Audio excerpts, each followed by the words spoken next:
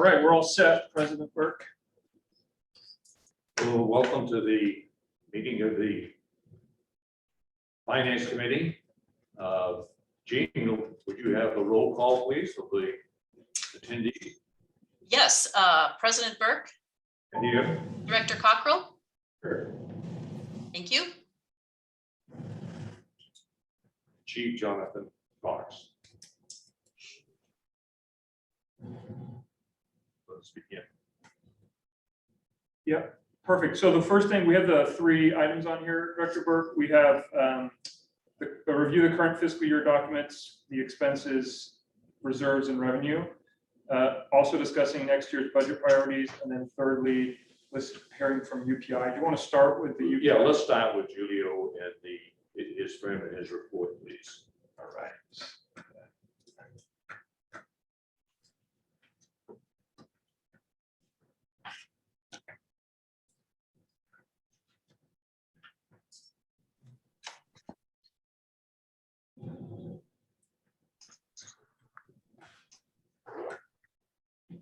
All right, Julio, we're going to get started. You're not going to be able to see the PowerPoint because it doesn't allow me to share it that way, but we'll scroll through just as needed. Great. And everyone's got a copy of the PowerPoint in front of them, so you should be able to see everyone who's here.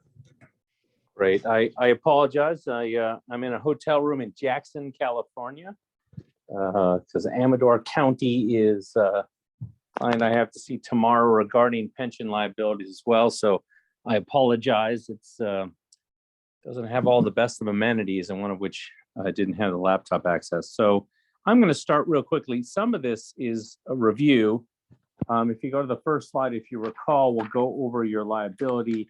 And since you did contract out with CAL FIRE, this is a legacy cost of your current employees who participated in CalPERS and the retirees who also participated in CalPERS. So the pension liability really is for benefits earned previously. And the liability we're talking about is $13 million. So the slide shows the UAL, which is as of the last actuarial valuation. And all the analysis was done on that. We're going to do an update to kind of tell you where we are or where we think we're going to be at the end of the year. But your UAL is a past due amount. It's really the funding shortfall between what the actuaries project is the liability and what the credit that you have for the market value of assets. So the difference is your unfunded accrued liability, or UAL as they call it. So what is unique or different about CalPERS nowadays is that they have you on a payment plan, and essentially your payment plan is about $1.5 million a year. It goes out to 2034. So if you go to the next slide, slide 3, you can see you're on a fixed payment plan. Most of this is for the safety plan or safety payments versus the miscellaneous plan. That's the majority of your liability. Now, the good news in your case, because you're a closed plan, is once you pay off this liability, aside from the annual adjustments, you've effectively paid it off. So like a city, for example, is always going to have some kind of adjustment because of new employees continuing to work. But this UAL is really a past due payment and a loan that this is really, if you view it, this looks just like a loan payment at 6.8%. That's the discount rate. Please stop me if you have any questions. Some of this may be review, but because you're a closed plan, CalPERS basically has a fixed level dollar payment each and every year. So it's about $1.5 million. I was going to give you an update. Last year, as you probably know, CalPERS had a really strong performance, like most of the market. They reported a 21.3% return. They have about 10 basis points in expenses, so it's actually 21.2. That, because you are above the bogey that otherwise known as a discount rate, your investment bogey is 6.8%. You are essentially getting a 14.5% credit towards your UAL. As at the same time, that excess return triggered a reduction in the discount rate known as CalPERS risk mitigation funding policy. So they lowered the discount rate from 7% to 6.8% and made some other changes in assumptions. So as of the most recent term, we had estimated the net credit would have been 3.6 million. So your liability goes down to $8.7 million, which I think is pretty good news. Any questions at this point? Sorry, that was slide 5. A question, Julio. Yes. Because it went down because they had an exceptional year, but this fiscal year, with the way the market is performing, certainly they won't have that kind of a year again unless there's some dramatic change. So the numbers you just mentioned could do a 180 in 2023. Did you look to the back of the presentation already? No, I did not. I'm trying to add a little bit of humor, but you're absolutely correct. And I'm going to go over that. But the point being is this is the really important part. It isn't really a lesson of don't count your chickens before the eggs have actually hatched, but rather understand this is a roller coaster and it goes up and it goes down. And the plan that you have to adopt is to try to pay off this liability, but you're going to have a range and adjustment each year and try to make your plans accordingly. So that's really my punchline. It goes up, you're right, the next year it goes down, and it's trying to really pay off that full mountain. Whether it goes up or down a little bit, you will not know with absolute certainty because it's a moving target, but you do know around 2034, if you keep on target, this thing should be paid off. So having said that, and with the caveat of the next page, which is slide 6, you can see what your liability will look like right now, the next fiscal year, which is, and this is important, CalPERS actually ramps up your investment return. So whether it's a gain or a loss, it goes 20, 40, 60, 80, 100%. So it goes through a 5-year ramp up and it's level. So if you see on slide 6 to the left that your credit goes down, that credit or your payments go down as the credit continues to increase. Once it's 100%, then it's at that base level. So it's going to go from 1.5 million to $1 million if you do nothing to the left. And you can see that on the numerical chart to the right. Does that make sense? I'd like to ask you, yeah, that part of the question. I want to go back to where slide 5. So we started out, our current unfunded accrued liability was 12.4. The fiscal year 21 is 21.2%, and we got some credit there.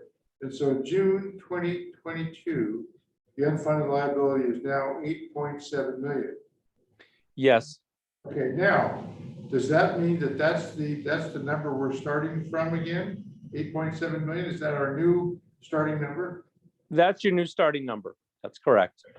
Okay, so then, all things being equal, our current unfunded accrued liability is 8.7 million. Now, That's right. You're going to get an actuarial report. I should say this. You're going to get an actuarial report in August, and it'll be more refined. It'll give you somewhere around that range of 8.7 million or between 8.5 and 9, because there are a couple of things that I can't estimate. They're making some changes. But CalPERS. So if the market goes in the dumper then? Well, I will answer that if you can wait a couple seconds, Okay. because it's year by year. So I have done that, but what I did is I kind of addressed first what would happen. But if you want to get to the punchline real quickly and see, No, I want to hear the whole presentation. I just, if I'm ahead of myself, just say that. well, Director, you're getting ahead because we did this staff report and all these considerations based on where we are today. And I did actually in the report say that at that time, I thought there'd be a 2% as opposed to -5, which is where we are now. Things will change and you're well aware of that. But the ideas, the concepts are the same. The idea of developing a plan and making payments towards your UAL still has a significant merit. And I would recommend that you take that in consideration. So the first thing, if I can, to go to the next slide, is this idea of having a fresh start. And actually, I'm not quite certain. CalPERS may do it automatically because you're a closed plan. So part of it is saying, okay, if you actually have a fresh start thereafter, you should have some payments that look level. There's certainly a benefit to doing a fresh start in this case that increases your payments altogether, but you get kind of budgetary savings or cash flow benefit in the first couple of years. And it just makes it level overall. So that would be the idea of doing a 12-year fresh start as opposed to doing that ramp down feature. You see that ends up being $12.6 million of the payments. And then the next slide. Yes. Do we select doing a fresh start? We have I that option. believe it's just a simple email that you send off. Well, I know, just a simple email off. You don't need to, they will reset it if you request it. So what it basically does is says, I want to blend all my payments and have them end up being level dollar payments going forward. Makes it easier from budgetary, and it was easier to analyze and actually saves you money in this sense because of the way the credit is calculated. Okay, thank you. You're welcome. There's actually $1 million in stranded credits. Let me explain. You get a 20-year credit, but because of the way the calculations come out, you don't get the benefit. But if you do the fresh start, it ends up saving you some money. So I would recommend strongly you do the fresh start. It saves money, makes it simple to analyze. But this is our starting base right here from the analysis. And then what we look at is, I was asked to do two things, if I may. Oh, sorry, next slide is slide 10 that actually shows you the stranded credits. This is maybe a bit more detailed than you guys want to see, but you can see in that little purple line, those are the stranded credits right there. CalPERS does not require any payments if the balance is negative, the balance goes negative, but you don't kind of get the benefit of that credit. But if you do a fresh start, you kind of get to capture that. So that was a recommendation to do a fresh start. Probably more detail than you're needing because you want to see the next slide, slide 11, which is, okay, what happens if we pay $1 million?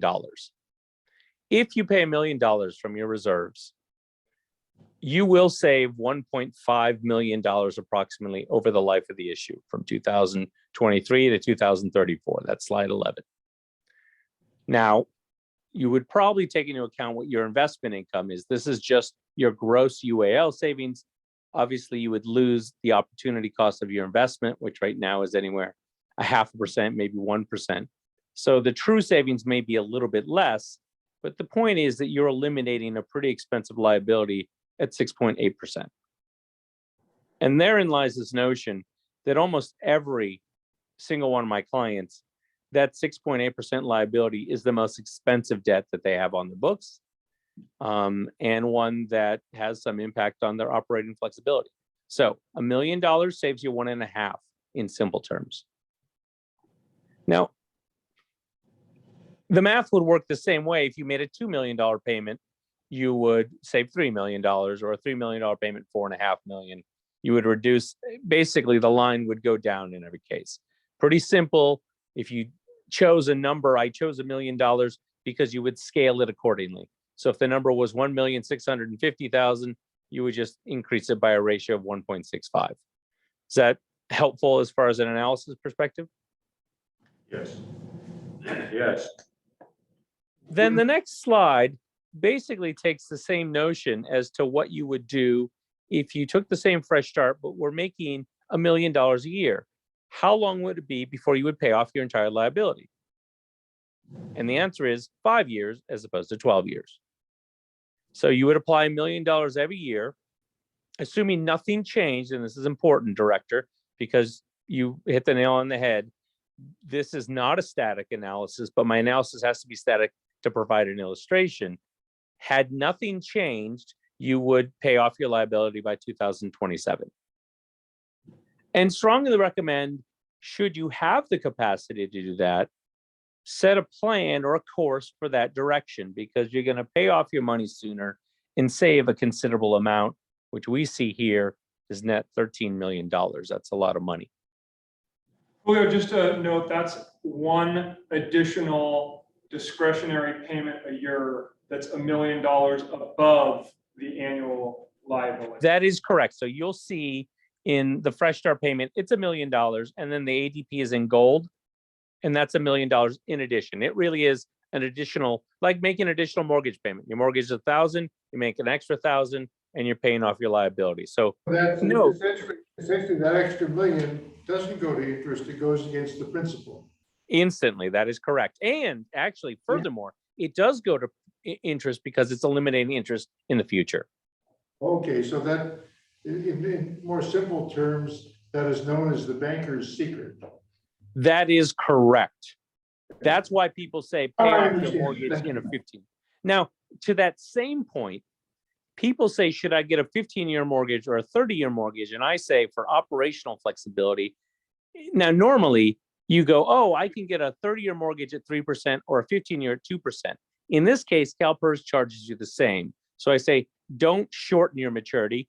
Give yourself, retain that operational flexibility. And it can be $1 million or 1.2 or 600,000. The point is every year you're eliminating $6.8 million or 6.8% of interest on the amount that you prepay in addition to the life of the issue. But I would retain that flexibility. Do not, you have another option where you could say, I want to be on a 6-year payment plan and your payments would go up. But the downside is you lose the flexibility and you actually wouldn't save as much interest. Yeah, got it. No, I understand completely what you're saying. Yeah, so stay on the 30-year plan, like the 30-year mortgage, and prepay your mortgage, and you'll get to the same place as a 15-year, but actually save yourself because there's no advantage. So if I may, I'm now going to get to the slide that you really want to know about, which is slide 13. And I'm actually going to get a glass of water because here is where CalPERS is. Bear with me, gentlemen. CalPERS ended last year at a $477 billion ending portfolio balance. A couple days ago, when I finished this analysis, the portfolio value was $448 billion. Approximately, because they have cash inflows and outflows, that gives you a good approximation of where we are. And when I spoke to Kerry Worgan, the lead actuary, he said around -5 to -4.5%. Now, there are still 5 weeks left to the end of the fiscal year, and there's been a lot of volatility. But the likelihood that you're going to get back to 6.8% is not very high. So whether you would actually end up at a lower rate or even worse, I don't know. But as you know, as more and more time comes down, and as we've had some adjustments, I find it less likely that you will have a significant deviation from where you are. However, it's not certain. In mid-July, CalPERS will actually release their preliminary investment returns. They're not final because the private equity returns are not released on time, but you should have a very good indication of what that loss will be. I ran numbers for you at -5%. And you see the base that goes on and what the impact will be. Essentially, as you stated, Director, basically hold your breath because you're basically the same spot that you were before. Now, I would also recommend that once again, you do a fresh start to level everything. You see how the pink goes on these extra years. It would be a lot easier for you to just kind of keep that same profile. But I wanted you to see how the cash flows come in over time. Is that helpful? Yes. That's Let me without, go. sorry, Julio, that's without doing the $1 million ADP. That That's is just- correct. I You're was right. just trying to make it simple so he could say, I do nothing. What happens if where am I going to be in July? Well, in July, you'll kind of be where you were the year before. So then the 7.3, I'm trying to get this number. The number that you were at, 8.7. 13. You'll be back around 13, 12 or 13 or so. It can go up, right. Okay, thank you. Now, all of this is important to state, which is slide number 14, if I may. And hopefully you find this a little more of a relief or give you some insight. The market, as you know, and typically when the stock market reacts, and the portfolio, by the way, is a 60-40 portfolio in general. It's not 100% equities. Everyone talks about the market, but in reality, it's bonds and stocks. What's really difficult now and why there's a bigger loss is because interest rates are rising. So bond prices are going down. And as you know, the stock market is reacting to all the world events. Having said that, you have a negative return. But if you see in the prior two cases where we had negative returns, they seem to make a rebound. In other years, it's often the case where there's an adjustment or market correction, as they like to call it. And then the very next year, they seem to bounce back up. My point being is that if you have a -5 return, I hope it's going to be like with these other years when it's a 1-year adjustment, the next year you get a positive return, or even then, isn't more than 2 years. Certainly, no one is prognosticating that we're going to have another Great Recession, maybe more like a .com type of adjustment, but it will rebound. So let's not overreact to the pink bars and know that it's likely that you'll probably get a credit just like we did before. All of this makes it a little difficult because we have a moving target. So I believe the answer is you refine every year, you draft a plan, and you see what you can afford in light of your entire financial circumstances. And that unfortunately, you're going to be dealing with me each and every year that we give you an update and we decide where we are. But the good news is each year that payment stream gets 1 year shorter if you keep on schedule. So it's not quite, well, it is like paying off a credit card, but you're making payments and adjustments every year. Each year you're looking at that balance. How soon am I going to be paid off by January? But if you keep a plan to pay off a certain amount and make for the adjustments, if you keep to that plan, you should be paid off in a certain time frame. And that might be the answer. When do you want to pay off, or how much can you afford each year, and probably adjust every year? What would be the downside? Now, this market, as you pointed out at the moment, is not ideal. It's pretty bad. Great point. I was It's looking at- actually, and this is, I was having a question with another water district nearby you, and he's making an ADP. In fact, he wants to pay off his entire liability. And I gave him 2 pieces of advice. I said, 1, don't make a payment this fiscal year because you know you're going to have a loss. Even if you have 1 days of a loss, doesn't make sense to make a loss. The second is probably wait till you see that the market is rebounding. You know, the value right now is 448. You keep on tracking, says we should make a payment at this point, because going forward, you're going to want to time it. But overall, there are 2 things. It is difficult to assess when you give money. And if you do it periodically over time, you're going to implement one of the oldest strategies for making investment decisions, which is dollar cost averaging. That if you make systematic payments throughout time, you will not worry as much about market timing. The other, or the only silver lining to the current market conditions, is you know that you'll be making a deposit at or near the nadir of the market value. So the buy low, sell high notion, or the buying low, is really this current market. So that's the silver lining to you increasing your liability. Did that answer the question well? So then, just for discussion purposes, you brought up the number of $1 million. Assuming we can take a $1 million per year overpayment. That's ADP, I think is. Yeah, additional payment, additional discretionary payment. That's right. This is that ADP, okay. What would be the downside of making $1 million ADP, for example, in this market? Or Well, in is this there- market, there's probably an upside because you're buying at a lower market value. Where maybe last year, if you did it and you lost a lot of money, you're like, that wasn't ideal. And that's always the up and the downside, is the impact of market timing or market risk. And I said the best way to mitigate that or to hedge against that is to make systematic periodic payments over time to implement dollar cost averaging. That's what most people do when they contribute to a 401k. I'm going to make monthly contributions so I don't worry about what the impact was. Oh, should I have timed it this week or last week? They make systematic payments. So the upside is market rates are probably low. It's a good time to give CalPERS your deposit. The downside, obviously, is that you're going to have a new base, but that's coming regardless. That new liability is coming regardless of when you get it. Well, as I understand it, not only is it not bad, it's good. If we were to. In that way, yes, I'm trying to spin it to say, from that perspective, yes. If you're going to buy more stock at this time, it's a good time to buy it because, in a sense, you have a good value.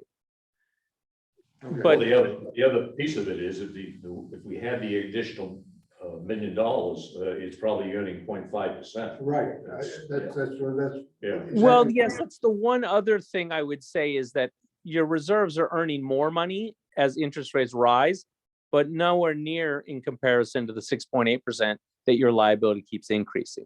So if you really think about it this way, what's the downside to paying off my 6.8% credit card debt from monies that I'm keeping in my savings account that's earning, as you said, 50 basis points. Not much. However, as we always caveat, that balance is always moving up and down, and that it may be impacted somewhat by when you make that deposit. Yeah.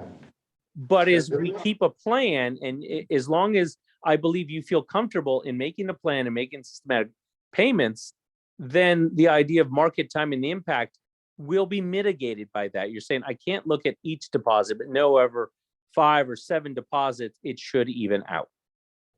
If I That is understand- the risk and the downside. And that's the Right. offsetting result. I understand you correctly, the $1 million payment would be good, but we're paying against a balance that's not static. The balance goes up and down, and it can go down, and then the balance that we go on can actually go up. Whereas when That's I right. buy my car, the balance is the balance, period. And I can pay more, I can pay less. When I buy a mortgage, same thing. The balance is the same thing. It's just a matter of how fast I wish to pay it off. In this case, the balance can go back up. Yes, and in reality, the payment is set and they're fixed dollar, except they make adjustments every year. The way I like it is they true up the account, because what they're really projecting is both the investment returns and also making other adjustments for when people retire, they die early, they get bigger raises, all these type things. So it's always a moving balance. I wish I could give you, if I was doing a regular bond financing, it would be, this is the dollar amount, you save $27,000 a year no matter what. This is a projection, and you're right, the next year the balance will change, the numbers will change. But if you keep to a plan, you should pay off the majority of your balance, your unfunded balance, in a short time frame. And I know more than I did. Thank you so very much. I wish I could give you, I think it's better for you to understand that it's variable and there's some volatility, but if you keep to a plan, one, you'll feel comfortable that you're offsetting. That's the best way to offset the variability in market return. And two, that eventually you'll pay off that entire balance.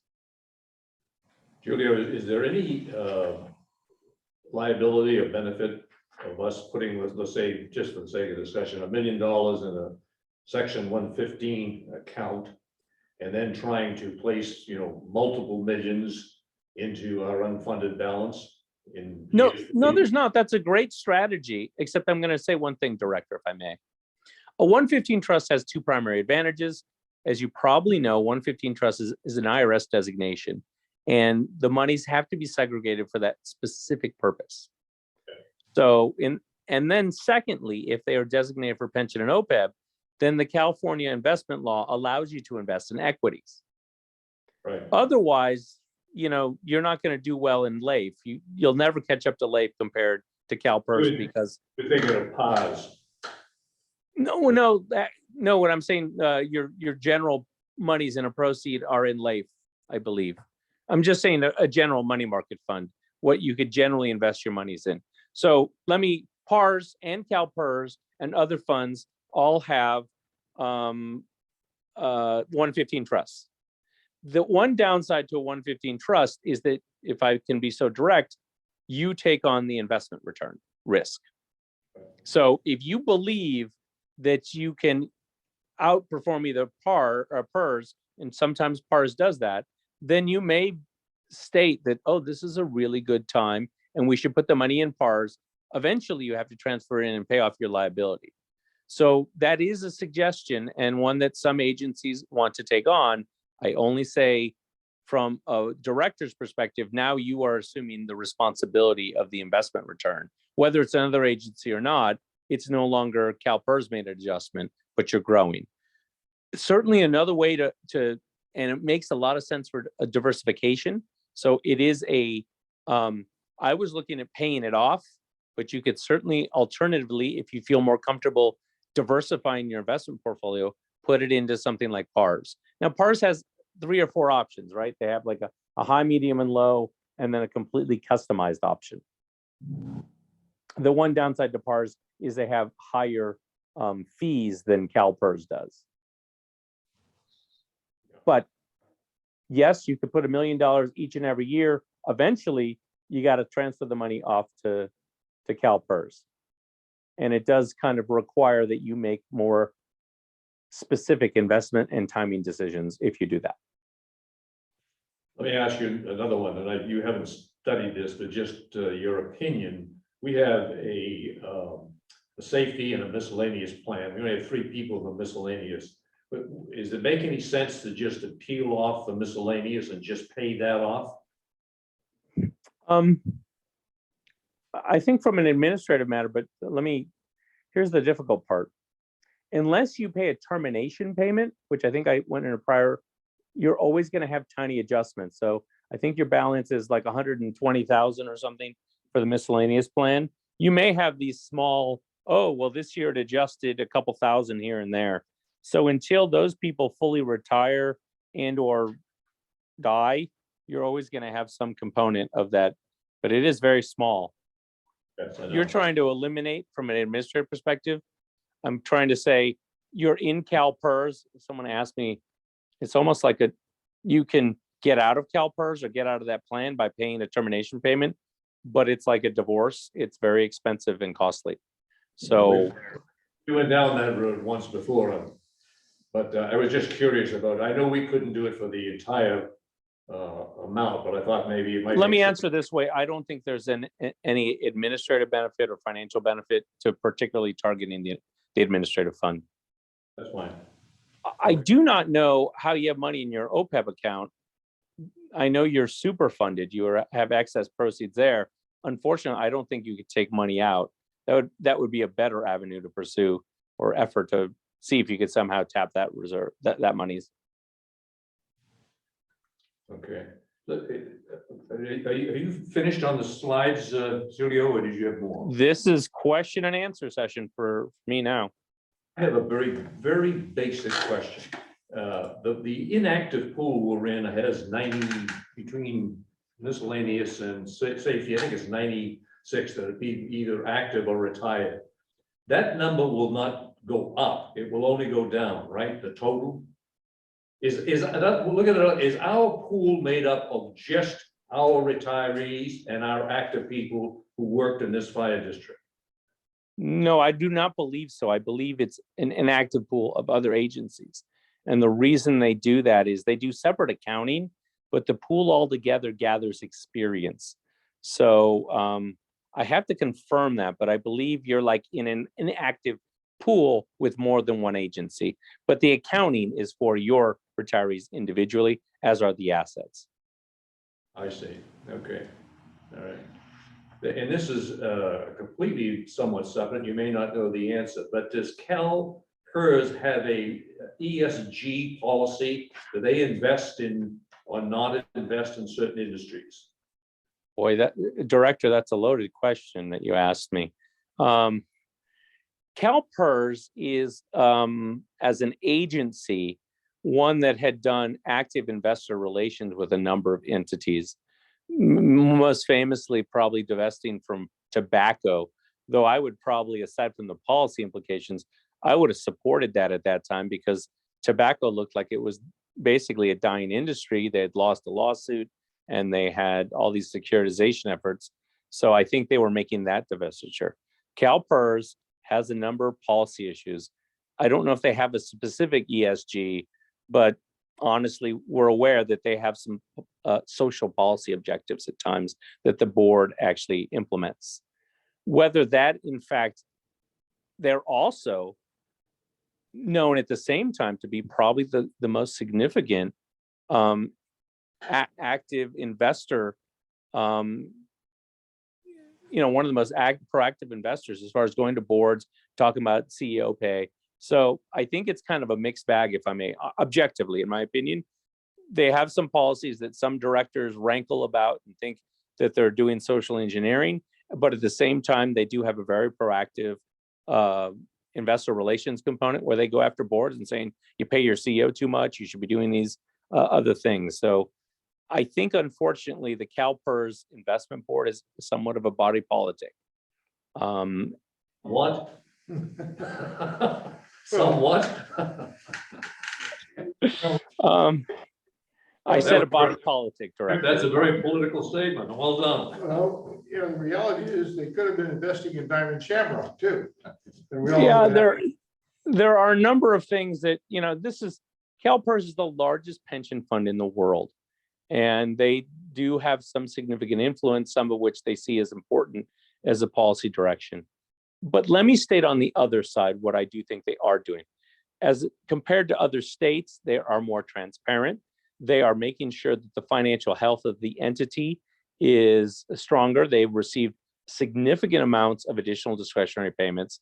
And they also placed everyone, helped pass pension reform, and they're placing everyone on a payment plan. Those are the things that I see positive. If you hear me, I am completely equivocating on some of the social policies because I think sometimes they're a little bit overblown as far as the perspective, because I don't see that, oh my God, you're not investing in tobacco, you could have earned 27%. I don't believe that's reasonable. It may impact 5 or 10 basis points if you look at the impact of the social investing, but it's not going to move the target as much as possible that people probably believe. But they are doing a great job in being transparent, trying to get people to pay up and shore up their financial health. And I think that's important altogether to make people, before in 2013, they had like this rolling 30-year balance, which it sounds exactly what it's like. People would have never paid off the liability. So I do believe they're going towards implementing policies that are towards financial health. And I hope you like the body politic phrase. I'll stick with that. Okay, thank you. Any questions? Julio, the only thing I want to call out is your staff report. There is recommendations at the end that are pretty much a summarization of what this presentation is. Is that correct? That is correct. And it always goes into context that director who jumped ahead to the front is saying it's important. The other one is consider these. Always consider establishing a 115 trust. Definitely develop a plan. I think the last page I had was a pension funding policy. So when you make this contemplation, we believe at our firm, and I always strongly recommend, you draft a set of pension funding policies so people understand the intent. If you see $1 million payment without a documentation as to how and what your plan is or what you're planning on doing, it's a bit more difficult because it can change. So I would strongly recommend you develop a plan and then consider paying off part of your liability, contemplate establishing a 115 trust, at least as a pension stabilization fund, and alternatively possibly as a diversification strategy, and look at least to making some additional payments if you have those available in your budget. Thank you. So I've got the 115 trust here and the ADP trust here. Left hand, right hand. I don't know if you can see me or not. And so, No. so I have $1 million to spend. Would I be better off just making an ADP or putting it in a 115 trust? Boy, okay, that's a great question. So we're going to go over the most significant thing. It's opportunity cost. And this is interesting. There's two parts to it. If you give CalPERS $1 million, you will eliminate $6.8 million of your liability. However, the analysis is a little bit more complex because it depends on how the investment performance will be. And someone would say that's the difficult part. Now, that's always that market timing issue. If you put it in a 115 trust, you could make, now let's say you made a deliberate decision and you believe that the market is going to continue to decline, but you want to put the $1 million somewhere. And you believe that the 115 trust option is better than cash, it'll return 2 or 3%, but it's better than CalPERS losing 5%, then the 115 trust is better.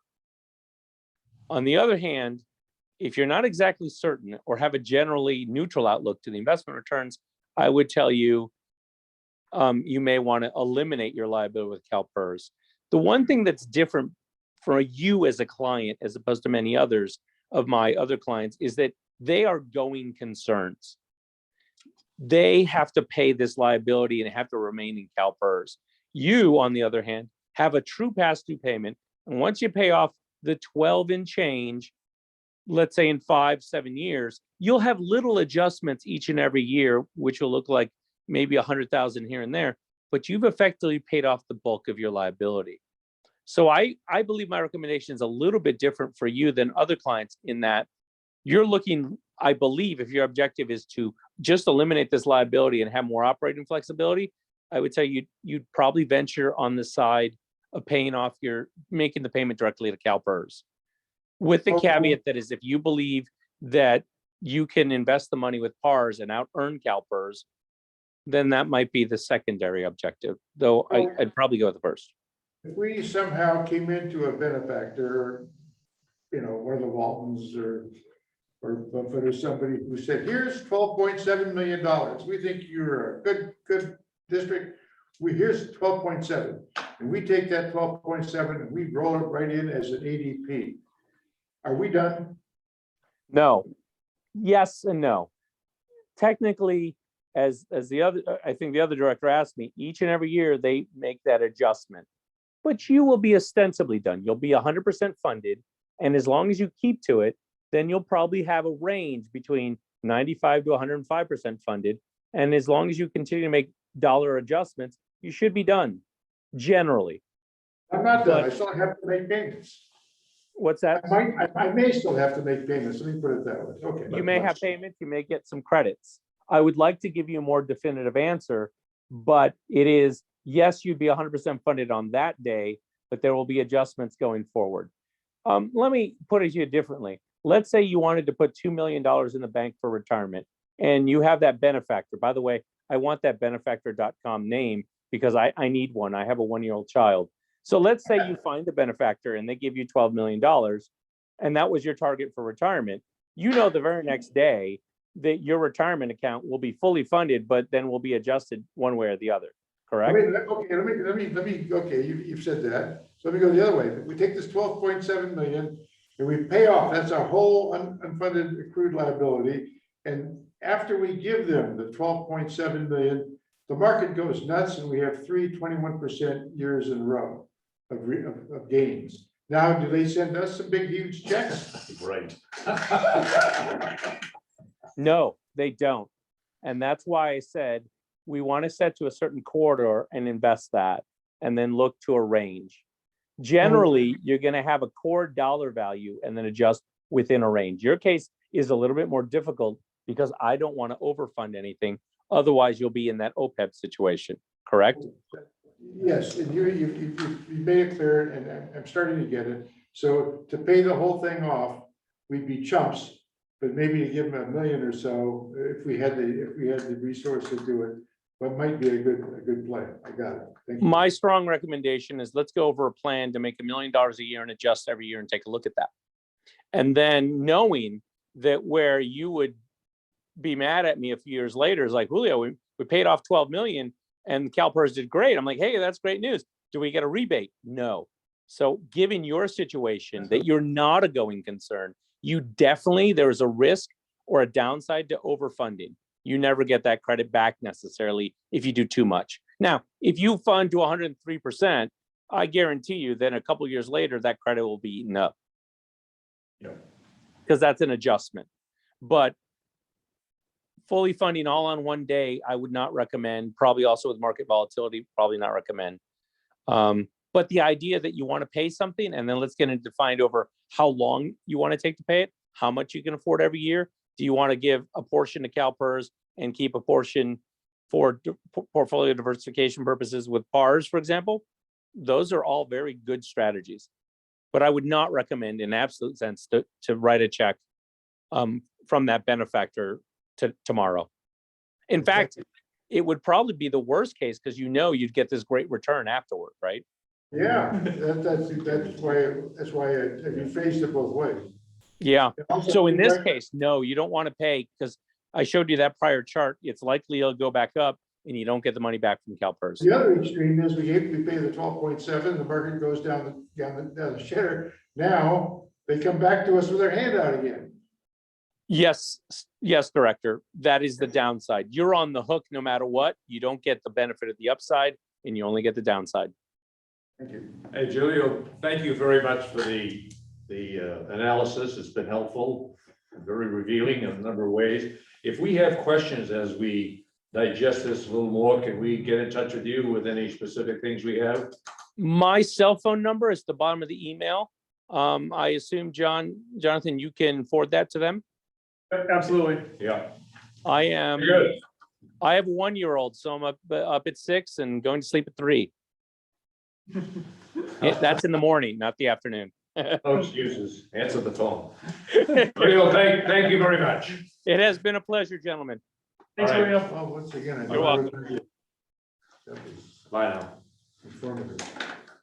Let me, I had not seen earlier the agenda, but just quickly on here, I would just say that we'll discuss the financial document in our regular meeting board. It's nothing very serious in there, Yep, and we'll discuss budget priorities at that time as well. sounds All good. right. Yep, So with that, without objection, the finance committee. perfect. Can we just ask Jean if she has anything? Oh, I'm sorry. Yeah, sure. Jean? Yes, I just have one thing. We have Carrie Burke on the line because you had indicated that you might be interested in looking at that one piece of property and considering some kind of public improvements to be placed on it. And Carrie is here to just tell you very quickly about what might be the path forward to do that. And we thought that was important for you to hear at the Finance Committee, so you can give some thought to what level of funding beginning that process might entail. So Carrie, can I ask you to just give them a minute or two of an explanation of what you believe would be necessary in order to place some improvements on that particular piece of property? Good evening, everyone. Thank you, Jean. Yes, this property is covered by the existing use permit. And so to have any additional uses, the use permit would need to be amended at the county level. And of course, if it had a public purpose, I believe the county and solved a public problem, they may want to consider it. However, there are some things to think about in the fact that with the fire station, we were over on impervious surface and we were over on lot coverage, so that, that there would be, even though the county granted exceptions in the past, whether they would be amenable to that. However, we have a great relationship with Summer Burleson, our project planner. She is still there at the county. She's a senior planner. So I thought the most expedient way may be to approach her.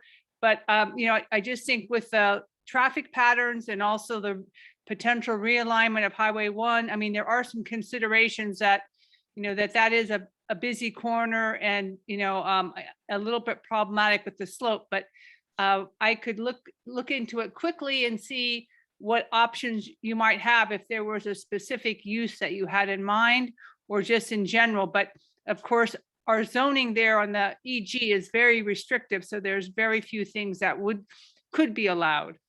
So that's it in a nutshell, but I'm glad to answer any questions that you might have. It is already pretty well restricted, but there was a good site plan on page 58 of the staff report that showed the required setbacks for that area. But it's a little challenging, as we know, with the amount of grading and everything that was needed for the beautiful fire station. So, but that's in a nutshell that I think. Go ahead. My concern was that to repeat, I think some things I said in writing and spoke before, that a number of people informally have suggested a number of things, like that is the gateway to El Granada, and the El Granada gateway plan is in a process of being implemented, I believe. And I anticipate that with the visibility of that corner, that we're going to be asked, boy, why don't we put a big sign up there, welcome to El Granada, or something like, or on that ilk at all. It's been mentioned to me informally that we put some kind of benches there that people walking up from the beach can rest, and it would be a nice thing to do and all that. My position when I first got involved with this, and it started with Director Stockman, is that we have some say in what happens to that land. And I've said to the chiefs that, is there any long range use that we have that we need that land? And that certainly takes the priority. But secondly, based upon the report you gave us, Carrie, which is very helpful, I think we're prepared to answer anybody that comes forward, and I fully expect that they will come forward in the not too distant future. So that's my feeling on it. Okay. So President Well, Burke, I did. I'm sorry, Carrie, go ahead. Excuse me, I actually, because I looked at it in driving by, just putting my thinking cap on, because I understand what you're anticipating, and I think you're correct. I mean, the one idea that I had that could maybe, might be something successful, that's kind of, I mean, it is your property. There is some unimprovement area, that is in the right of way of the roads, but there is a substantial amount of land that is the district's property. But if there were some kind of little organization, Friends of, Station 41, and you could do a demonstration kind of garden or, fire resistant planting and, that and vegetation or water retention and maybe some benches. I mean, that might be something to consider, but of course, then with more use on the property, the liability for the district, everything. I mean, there's lots of things to consider, but I thought, there could be something where, it could almost be a demonstration garden. You might even be able to, we could get, some donations from local nurseries and things just to prove how, how you can be more fire safe. So who knows? I mean, that's just an idea, but yes, I mean, there could be something very low key, but it will be very restricted, whatever you can do there. Okay, thank you. You're welcome. That was it, President Burke. We just wanted some direction from you as to whether Carrie should do any additional work. And if I'm understanding correctly, she's provided you with the information you need, and we should hold off until we're directed to do something further. Is that correct? That's my feeling, yes. Okay, thank you. And we'll mention it at the regular board meeting, but I think that would be the feeling of the board. Hey, Gene, before we jumping to another subject, I had mentioned to Chief Cox earlier that I was in a Zoom meeting with the California Special District Association, the local group, and you may know some of this, but we wrote a letter. There was an article that was put out that suggested that the finance department of the state was working to eliminate ERAF funds. Yes. Yes. Which, as it turns out, didn't come from the finance department, but came from San Mateo County. Are you aware of this part of it? I am, and all of the municipal attorneys in San Mateo County have a meeting tomorrow afternoon with the county counsel's office to review this. Who has the meeting tomorrow? Who has the meeting? The attorneys who represent, I'm attending. It's all of the municipal attorneys, all the public law attorneys in the county are meeting with the county counsel's office to discuss this tomorrow. Okay, because it, to us, they're talking about at 10% of our budget. Yes. The logic of what the county is trying to do is just unimaginable. I can't imagine what's going on there, but somebody's getting some very bad advice. Yes, and I'll provide you all by way of a memo information after we have that meeting tomorrow, but I did see that you had the letters in the board packet for the regular meeting. I think one of the questions that I have is that when you get that information, should we act unilaterally, or there's some talk about all the special districts getting together and acting in concert and I think you could do both. I mean, I think you could take a position as independently as a district and then join in with whatever special districts association might decide to do as well. I look forward to your information, Gene. Thank you. I think we're done. Thank you very much. I'll see you in a bit. All right, thanks, Gene. Thank Yeah. you.